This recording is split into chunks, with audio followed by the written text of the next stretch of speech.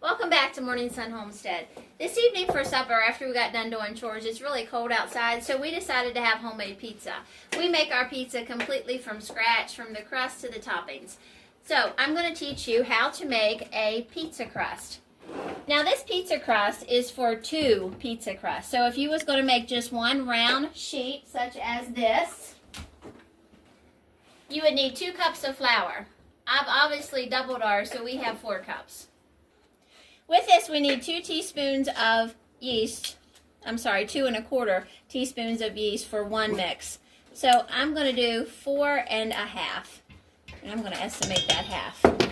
With that, we need some garlic powder. That's just a pinch. So I'm just going to give it 2 pinches.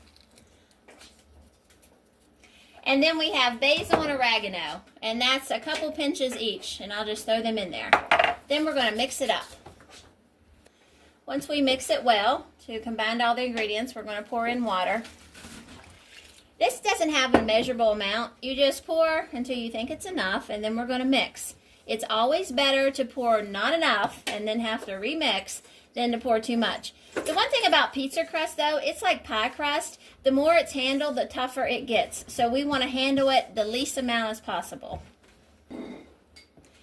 Now that everything is combined, we have the water in, you can see we have quite a ball. So we're going to let this set for 10 minutes. I do use all-purpose flour. King Arthur is what I like to use because it doesn't have all those chemicals and it's non-bleached. So it's not the best flour as compared to wheat, but it does a whole lot better for our pizza crust.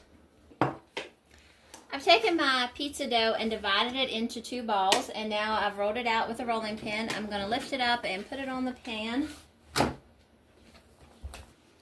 And all we have to do is just push it around to fit all the sides. And one thing I failed to say was I greased both of my pans with tallow before we started to put the dough down.